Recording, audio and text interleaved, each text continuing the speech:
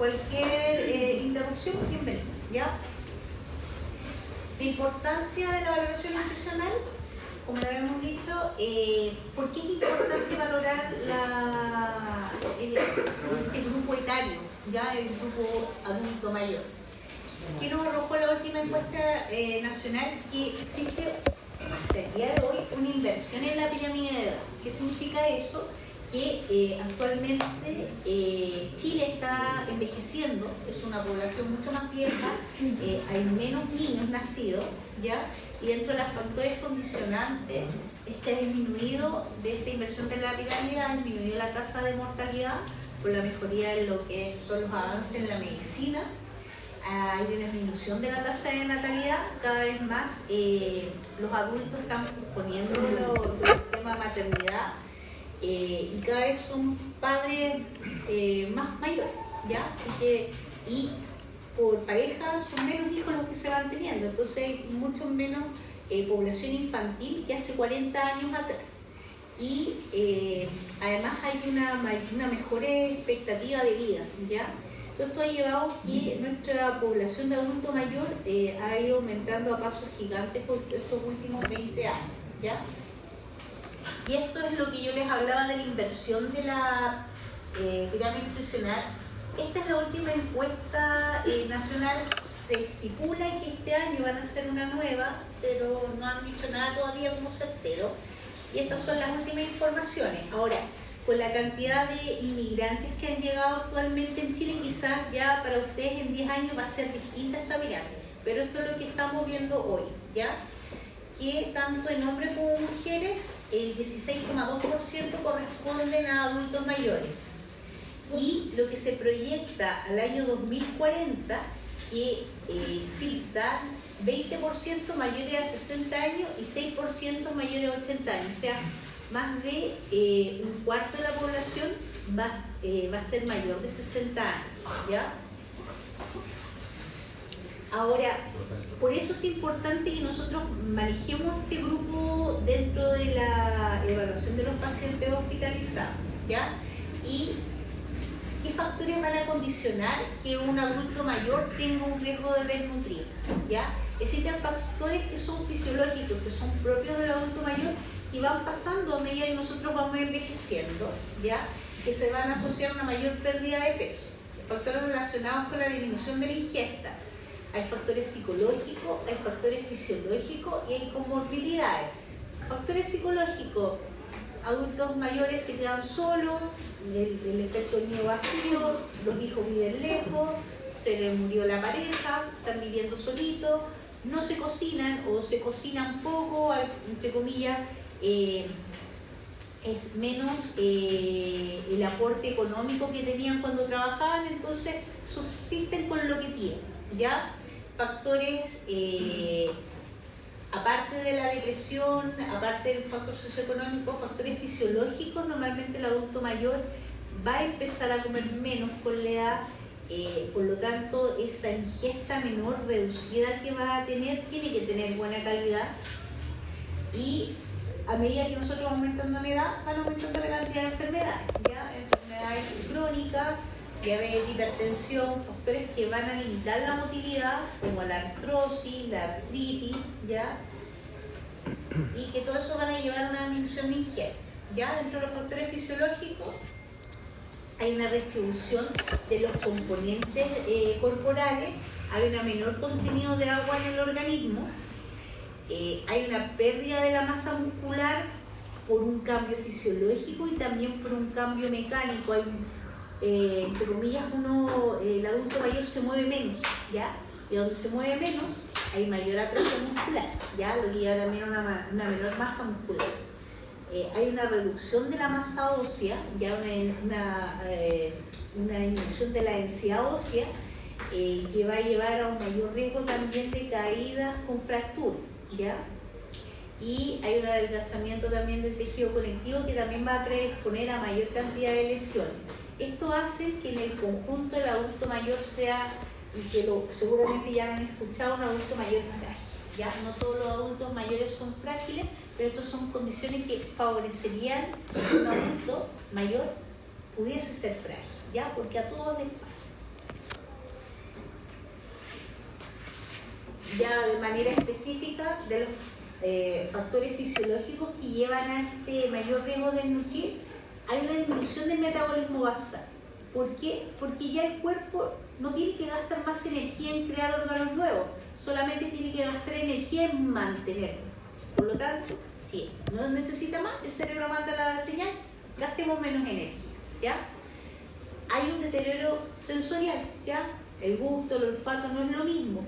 Si se pierde parte del gusto y pierde parte del olfato, ya no tiene este poder de palatabilidad que tiene el ingerir un alimento, ¿ya? Entre comillas, no es lo mismo, y ustedes lo han pasado cuando han estado resfriados, no es lo mismo comer algo cuando uno no tiene sentido del gusto o el olor del alimento que versus cuando uno lo tiene, ¿ya? Eso también va a llevar a que se altere la ingesta, ¿ya? Va a disminuir a nivel corporal la masa muscular que recibe el nombre de sarcopenia, ¿ya? Que va a ser independiente del peso corporal. Nosotros en la clase pasada hablamos de composición corporal y no siempre un obeso va a tener una masa muscular adecuada. Y en el adulto mayor se van generando mayores alteraciones en la cavidad oral, hay pérdida de las piezas dentarias, pueden haber problemas de motilidad al deglutir, ¿ya? Empiezan enfermedades neurológicas degenerativas como el Alzheimer, y eso va también a llevar a disminución de la deglución con mayores riesgos de aspiración o mayores riesgos para, entre comillas, ya no pueden comer la misma consistencia que la que comían previamente los alimentos, ¿ya? Y además a nivel gastrointestinal hay una hipofunción secretora digestiva, ¿ya? Lo que lleva a una alteración de la digestión con absorción de los nutrientes. Hay pérdida de la acidez del estómago. Donde hay pérdida de la acidez del estómago y se vuelve, entre comillas, menos ácido, va a afectar también la absorción o la activación de algunas vitaminas, ¿ya? Y si a eso le sumamos que el adulto mayor tiene una polifarmacia, que dentro de esa polifarmacia consumen omeprazol, cuando ya tienen, entre comillas, como un omeprazol interno, menos absorción hay, además de nutrientes, ¿ya? Eso dentro de los factores fisiológicos. Dentro de los factores psicosociales, como les decía, mayor tasa de depresión, demencia, soledad, abandono, alteraciones también del punto de vista mental, anorexia, alcoholismo, ¿ya? El nivel socioeconómico y el nivel cultural van a jugar en contra cuando son bajos, lo que va a llevar también a un mayor riesgo de desnutrir, y no solo por un tema económico, sino que también por un tema de facilidad, monotonía en la alimentación. De repente para el abuelito es más fácil hacerse todos los días sopa y sopa y sopa y sopa y nada más que sopa, ¿ya? No solamente desde el punto de vista económico, ¿ya? Sino que también desde el punto de vista funcional. Dentro de las comorbilidades asociadas, como les decía, mayor tasa de artrosis, mayor tasa de artritis, esta sarcopenia va a llevar una menor fuerza muscular, mayor atrofia, mayor riesgo de caída y menos fuerza para las actividades de la vida diaria, ¿ya? Que puede alterar la alimentación de un adulto mayor que, por ejemplo, le cueste movilizarse o que esté en silla de ruedas, quizás no se va a levantar y no va a comer 5 o 6 veces como le recomienda la nutricionista cada 3 horas, ¿ya? Y, como les mencionaba anteriormente, van a haber interacciones entre fármacos y nutrientes, ¿ya? Entonces, todo esto va a llevar a una baja densidad de nutrientes en la dieta, tanto en calidad como en cantidad, ¿ya? Con un mayor riesgo de ingesta inadecuada para algunos nutrientes, dentro de las cosas principales, menor absorción de proteínas, calcio, vitamina D, que no sabemos que principalmente no está en los alimentos, sino que está a nivel de la exposición solar, de folato, B12, magnesio, zinc y agua. Entonces, ¿cuál es el riesgo de este adulto mayor de desnutrir? Seguimos de la parte fisiológica, de la disminución de las papilas gustativas en forma progresiva, problemas dentales, y ese es un punto importante. Cuando en general por problemas dentales se le recomienda al adulto mayor que coma en consistencia papilla, porque me imagino que hablaron algo de régimen fundamental, ¿cierto? ¿No? Bueno, en algún momento me imagino que dentro de la clase de nutrición les van a pasar regímenes fundamentales que habla de la consistencia de los alimentos, ¿ya? Consistencia normal, consistencia papilla, consistencia líquida. Entonces al adulto mayor, por ser edentado o que le cueste masticar, le dicen ya, esto se lo va a comer en forma de papilla. Pero desde el punto de vista nutricional, la papilla no te va a aportar la misma cantidad de calorías que va a aportar una comida completa, ¿ya? Por lo tanto, también este menor aporte calórico, al cambiar la consistencia, va a llevar también una menor absorción. Y lo otro ya lo habíamos nombrado, ¿ya? Entonces, ¿cuáles son las alteraciones secundarias? La pérdida de peso y de presión proteica, ¿ya? ¿Qué produce esta menor ingesta de alimentos y estos cambios fisiológicos que se producen a nivel del cuerpo, que llevan a una menor ingesta, a un mayor riesgo de anemia, ¿ya? Y que de la mano va a ir asociado a una mayor fatiga, ¿ya? A una disminución del gasto cardíaco por redistribución del flujo, a una disminución del líquido intravascular que va a llevar a una mayor deshidratación sumado a una menor ingesta de agua que ya tenía y una menor proporción de agua que tenía el cuerpo. Hay una alteración en el metabolismo de los fármacos, entre comillas, de manera sencilla para explicar, hay muchos fármacos que van a aumentar la vida media en el adulto mayor, que en vez de durar 12 horas van a durar 18 horas o 20 horas. Sobre todo los medicamentos para inducir el sueño, ¿ya? Entonces, a un abuelito que, por ejemplo, está con demencia y le están dejando un medicamento para dormir en la noche y no duerme, entre comillas, claro, duerme en la noche, pero también se duerme en la mitad del día, le va a quedar un periodo corto de tiempo en el cual va a poder comer. Por lo tanto, va a tener también más riesgo de desnutrición, ¿ya? Va a haber una menor capacidad máxima respiratoria por esta restricción, como les decía yo, entre el movimiento, entre la capacidad funcional, disminución de la densidad ósea que va a llevar a mayor osteoporosis y mayor fragilidad que se va a traducir en el riesgo de caída y fractura, que va a llevar a una mayor inmovilidad y que esto va a ser parte de un circuito vicioso, ¿ya? También hay un deterioro cognitivo y pacientes que ya están postrados van a llevar a estas úlceras por decúbito. En general, paciente que lo van a ver muy común, paciente hospitalizado que viene por úlceras por presión, son pacientes que no se han estado alimentando bien y que tienen baja movilidad, ¿ya? Por lo tanto, uno de los primeros hitos de mejoría nutricional es que esas úlceras vayan entre comillas, que desaparezcan, ¿ya? O que vayan en mejoría franca. Y esta es la distribución o el cambio que se produce fisiológicamente de la masa muscular en un adulto mayor. Ya acá lo hablan como masa muscular saludable, masa de músculo por sarcopenia. Nosotros sabemos que en el adulto mayor hay un recambio mayor de grasa por músculo, ya por las señales fisiológicas que se producen, por lo tanto pueden tener, entre comillas, el mismo volumen, pero va a tener una mayor distribución de grasa versus músculo, ¿ya? Tamizaje nutricional, lo que habíamos comentado recientemente, existen un montón de cuestionarios y dentro de estos cuestionarios que inventaron uno específico para adultos mayores, ¿ya? Pero este cuestionario para adultos mayores se hizo en Europa y se hizo en casas de reposo, que en general allá anda muy bien el tema de casa de reposo de adulto mayor como un buen lugar para poder mantener un estilo de vida saludable cuando uno es adulto mayor, a diferencia que es acá.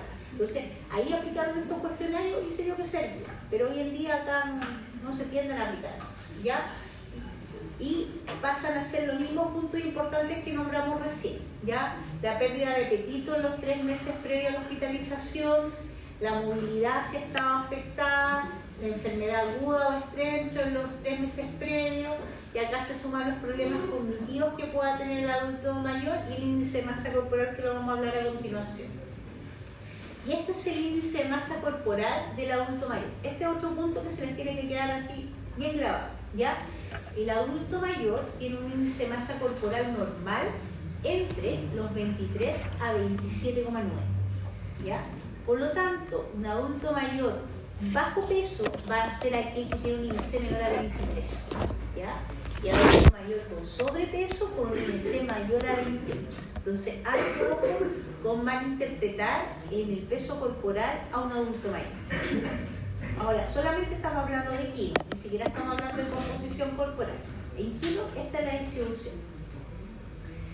Y además de la anamnesis habitual que uno le hace al paciente cuando se hospitaliza, tiene que hacer una anamnesis nutricional dirigida en el adulto mayor, rescatando los siguientes puntos, ¿ya?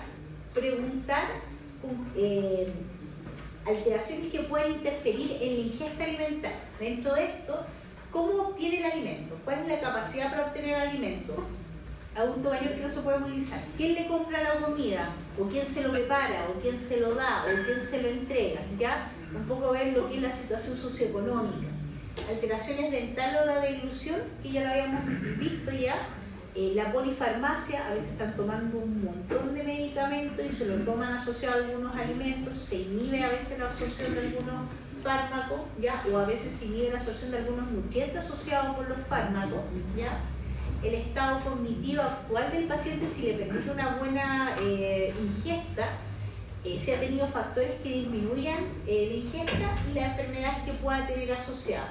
Paciente con un cáncer o una cirugía o que estén con una terapia coadyuvante que altere la alimentación, por ejemplo, pacientes añosos o con un cáncer que estén en quimioterapia, le va a afectar obviamente lo que es la alimentación.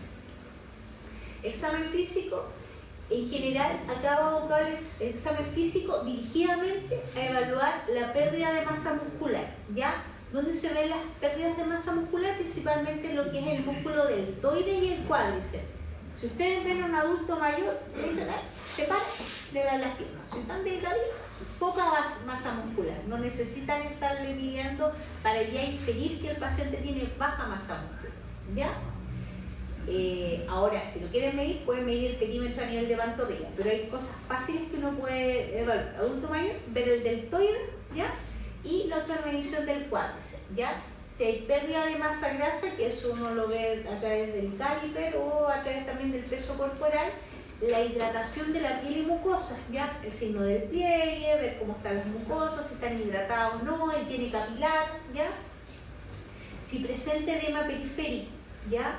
Que también puede llevar a una mala interpretación del peso corporal, deformaciones óseas, ¿ya? Deformaciones óseas que a veces al paciente, cosas tan básicas, pacientes con una artritis reumatoide severa, que tiene las manos en ráfaga, le va a ser muy difícil estar pelando la manzana o pelando la papa o preparándose la comida, ¿ya? Todas esas cosas van a interferir a veces en la ingesta, ¿ya? O que pueda comer, ¿ya? O un Parkinson que no está bien tratado.